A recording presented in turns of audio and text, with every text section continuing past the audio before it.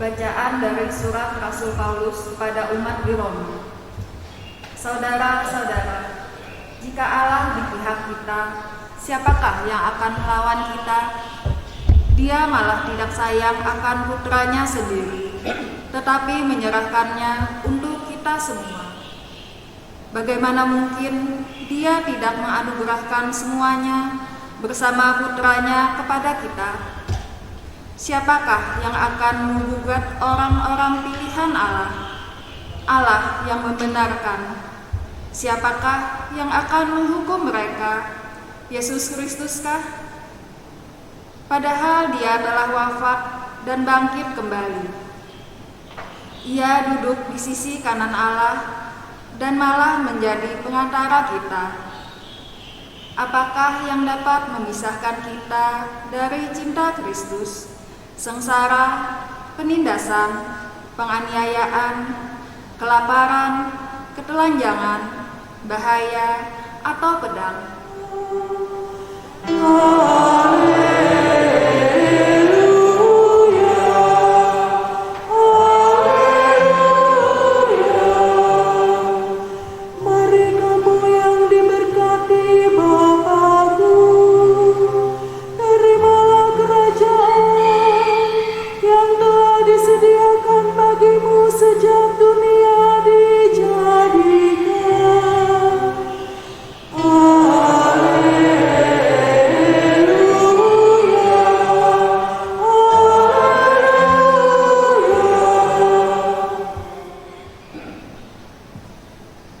Inilah Injil suci menurut Matius.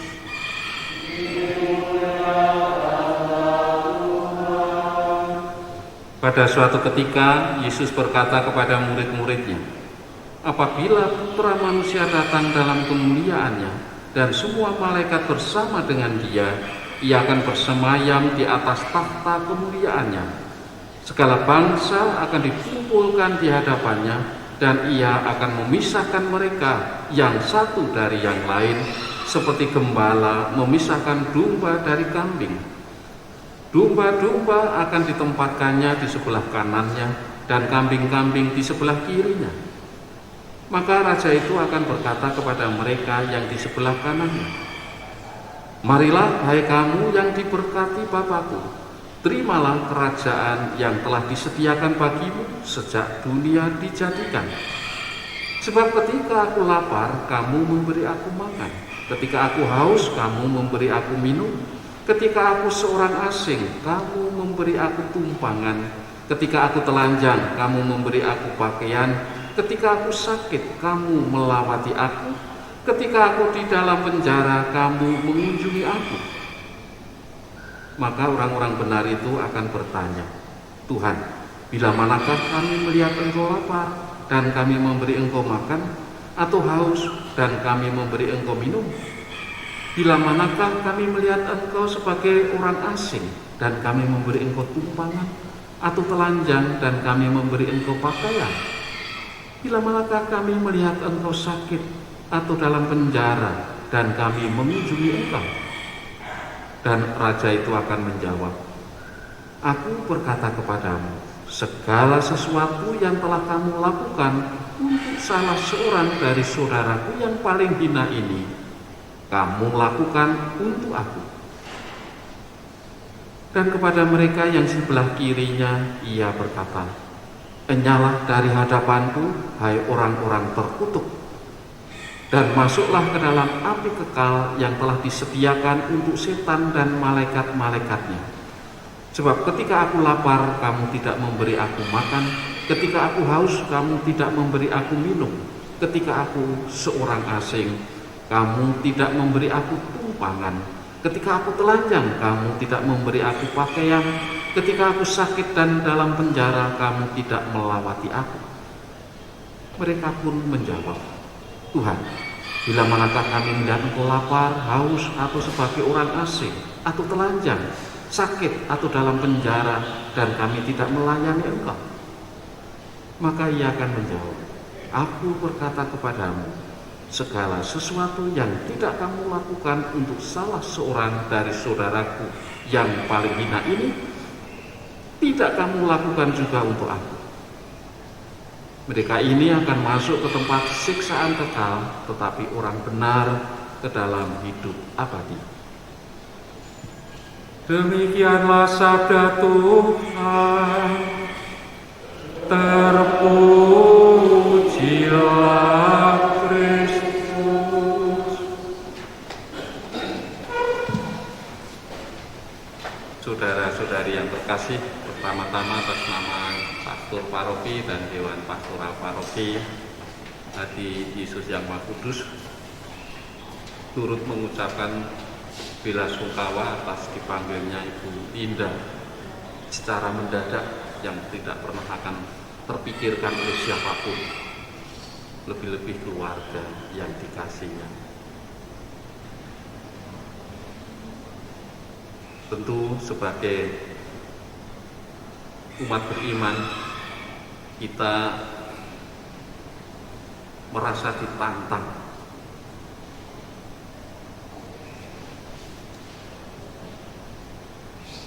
dalam situasi seperti ini. Apalagi ini putranya, putri ada berapa? 3. Oh, 2 saja, putri dan putranya ini masih kecil. Bapaknya, suami sudah tiba? Belum? Masih dalam perjalanan. Ya apalagi ini mesti harus karantina lagi. Apakah bisa lolos karantina dari luar negeri ya, perjalanan luar negeri? Situasinya memang lain daripada yang lain, perjumpaan dalam situasi yang seperti ini. Bisa jadi tetap dalam ketakutan, dalam kesedihan, tetapi sabda Tuhan hari ini menghibur kita semua. Karena memang berkaitan dengan peristiwa kepergian orang yang kita kasih itu, sabda Tuhan selalu akan meneguhkan iman kita dan juga menghibur serta memantapkan harapan kita. Seperti dalam bacaan pertama, kita yakin sebagaimana yang disampaikan oleh Rasul Paulus kepada umat di Romawi, bahwa tidak ada kekuatan manapun di muka bumi ini yang memisahkan kita dari kasih Kristus. Kasih Kristus jauh lebih besar dari yang biasa menakut-nakuti kita. Entah itu iblis atau setan, entah itu kuasa jahat, entah itu kekuatan-kekuatan jahat lainnya. Tidak ada yang bisa memisahkan kasih Kristus dari kita, termasuk juga dari Ibu Francisca Linda ini. Kita percaya dan kita yakin serta berdoa supaya kepergian Ibu Linda ini tetap perjalanan jiwanya itu memang perjuangannya di dunia sudah dianggap cukup oleh Tuhan, berakhir kemarin. Tetapi kejiaran jiwanya ini, perjalanan jiwanya menuju rumah Bapa ini masih berlangsung. Jadi kita dukung dengan doa-doa dan kita yakin dan percaya bahwa perjalanan jiwa pun tetap masih dalam kasih Kristus. Kita serahkan ke dalam tangan Tuhan. Kita percayakan perjalanan jiwa menuju rumah Bapa ini ada dalam kasih Kristus sehingga selamat. Demikian juga keluarga yang ditinggalkan supaya tetap ada di dalam kasih Kristus. Apapun situasinya, entah pandemi, entah ancaman Omikron, virus Omikron atau apa. Dalam keadaan seperti ini kita percaya dan percayakan diri kita, keluarga yang ditinggalkan pula dalam kasih Kristus. Karena kasih Kristus melebihi segala-galanya. Kasih Kristus itu kasih Allah. Kasih Allah itu tanpa batas dan selalu tercurah secara melimpah kepada siapapun yang sungguh mendambakan kasih itu. Maka tadi dalam bacaan harian Injilnya kan tentang Yesus yang mewartakan kerajaan Allah dan menyerukan pertobatan. Kerajaan Allah yang diwartakan oleh Yesus itu adalah kerajaan cinta kasih. Allah yang merajai hati umat manusia dengan cinta kasih yang begitu tanpa batas. Kasih yang mewujud lewat aneka macam kebaikan dan kemurahan hati Tuhan. Dan kita tahu Ibu Linda ini sudah berapa periode, 1 periode atau berapa, jadi pengurus komunitas ya, ketua komunitas. Tidak mudah dan tidak setiap orang mau. Ini panggilan, tugas panggilan ya, pelayanan yang memang kadang menantang. Tidak setiap orang selalu siap untuk menjadi ketua komunitas. Banyak orang berdalih. Tidak setiap orang, tapi Ibu Linda ini mau. Berarti di antara mereka yang kadang-kadang berdalih tidak mau, Bu Linda mau. Berarti ini Bu Linda ini memiliki secara Katolik Kristiani punya keunggulan. Keunggulan Kristiani ya seperti itu. Manakala orang lain tidak mau, ada orang yang mau melakukan itu, mau menerima tugas perutusan seperti itu. Jadi keunggulan bukan karena cerdik, pandai segala macam, kaya atau apa, bukan itu. Manakala kebanyakan orang tidak sanggup, tidak mampu, tidak mau, ada orang yang muncul memenuhi panggilan perutusan sebagai ketua komunitas. Ini keunggulan yang harus kita mohon juga, rahmat seperti itu. Karena apa buahnya nanti seperti dalam Injil, orang yang unggul di mana-mana, bukan hanya diakui dunia, tetapi juga diakui surga. Pada saat perjuangannya di dunia ini sudah dianggap cukup, pelayanannya, pengabdiannya di dunia dianggap cukup, lalu Tuhan seperti di dalam Injil tadi,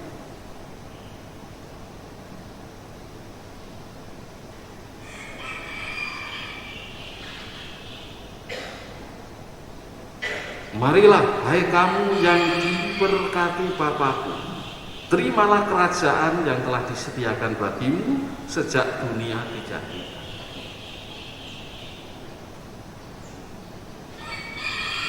Kita berdoa dan mohon supaya apa yang disampaikan Yesus sebagai perumpamaan tadi menjadi kenyataan bagi Bu Linda yang sekarang sedang menghadap Tuhan untuk menerima kerajaan cinta kasih, kerajaan kedamaian abadi, kekal, bahagia dalam lingkungan kasih Tuhan. Dan semoga keluarga yang ditinggalkan, suami tercintanya, putra-putrinya juga tetap ada di dalam kasih Tuhan. Memuliakan kemanusiaan itu merupakan panggilan dan tugas serta doa terus-menerus dari kita. Usaha perjuangan yang tiada henti. Memuliakan kemanusiaan itu artinya menempatkan manusia siapapun sesama kita itu di dalam kasih Tuhan. Maka kalau tidak tahu ya diberitahu. Kalau belum bisa didampingi supaya bisa melakukan yang baik sebagai perwujudan kasih secara nyata.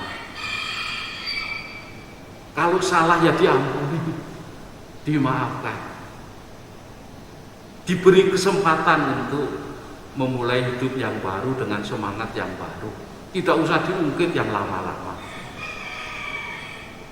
Ada pepatah Jawa itu mikul dhuwur mendem jero. Udah nggak usah diungkit-ungkit yang lalu. Karena kita memang mau memuliakan kemanusiaan, menempatkan orang dalam kasih Tuhan. Jadi tidak usah diungkit-ungkit. Tuhan saja juga demikian.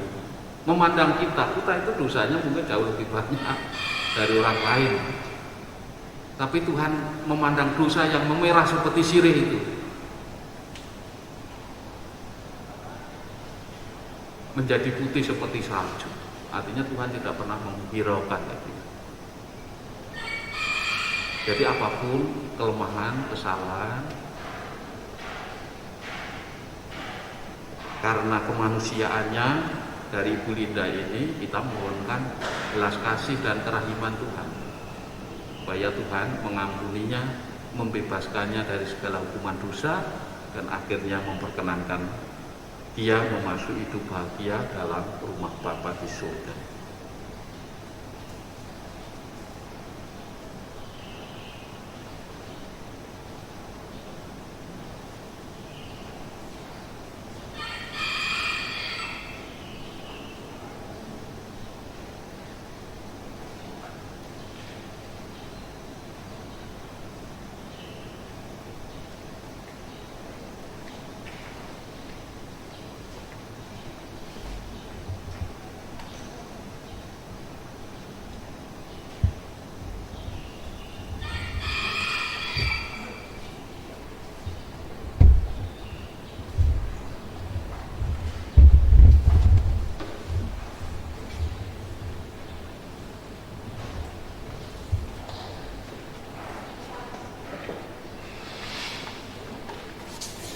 Yang menolong aku Tuhan Allah yang menciptakan langit dan bumi, Tuhan sertamu.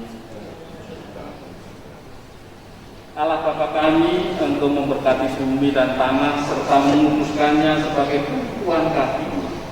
Putramu sendiri Tuhan kami Yesus Kristus pernah berbaring dalam makam selama 3 hari. Maka kami mohon berkatilah dan sucikanlah tanah ini dengan roh-Mu, agar hamba-Mu yang kami tatui dengan tanah ini pada makamnya Engkau bangkitkan bersama Kristus dan turut masuk dalam kemuliaan-Mu yang abadi dengan pengantaran Kristus Tuhan kami. Amin.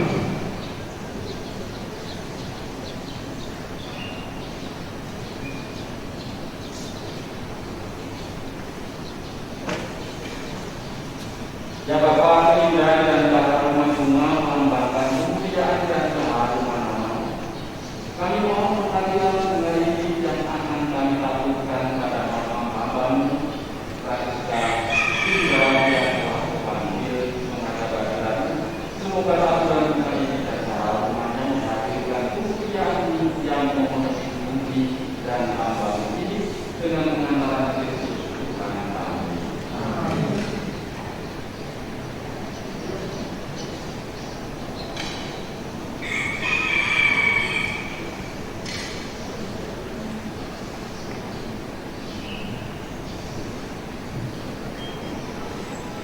Kita lanjutkan dengan doa semua. Allah Bapa yang Maha Baik, saudara kita Florentina Linda telah menerima sakramen baptis. Semoga ia kau masukkan dalam kebahagiaan dan kemuliaan persekutuan Allah Tritunggal, dan kau gabungkan dalam persekutuan para kudus-Mu di surga. Allah Bapa yang Maha Baik, saudara kami ini telah menanggapi undangan-Mu untuk turut serta dalam Ekaristi Kudus. Semoga ia kau perkenankan turut ambil bagian dalam perjamuan surgawi di surga. Ya Kabulkanlah doa kami ya Tuhan. Ya Bapa yang penuh belas kasih, Engkau senantiasa menerima dan merangkul kembali mereka yang bertobat dan kembali.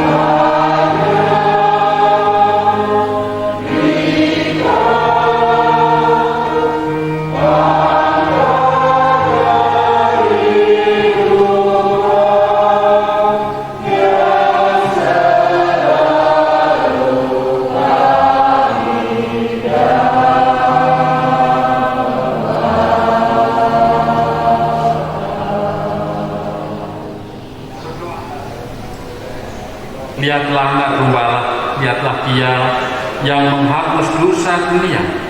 Berbahagialah saudara-saudari yang diundang ke perjamuan anak domba.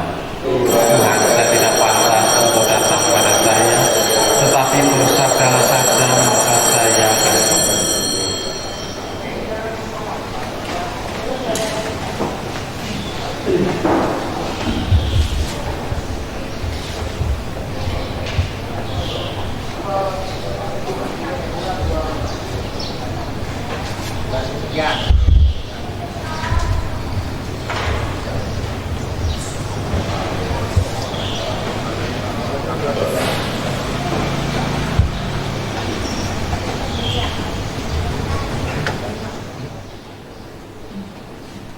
Putri putranya ini namanya siapa? Ya? Erwin. Ya. Adik-adik, harusnya kamu bangga punya mama. Harus menjadi kebanggaan. Karena mamamu salah satu wanita unggul dalam gereja di Veteran ini. Bersedia menjadi ketua komunitas. Itu menjadi kebanggaan tersendiri. Dan kamu masih kecil juga dicobain yang begitu berat. Di samping kebanggaan itu menjadi kekuatan untuk hidupmu selanjutnya, sekaligus kamu harus yakin seperti tadi dalam bacaan yang pertama, Samuel itu lahir dari angin Mekah, macam percobaan yang dihadapi ibunya Hana 9 abad yang lalu, sebelum Yesus lahir, 9 abad sebelum Masehi. Entah dalam keadaan susah, sedih, ada godaan iri hati dan segala macam itu dilalui, dan semua disandarkan kepada kebaikan dan belas kasih Allah. Sehingga apa? Lahirlah Samuel. Tuhan memberikan tanggapan atas doanya, dianugerahilah anak Samuel. Samuel itu nabi yang hebat, nabi yang tangguh pada zamannya.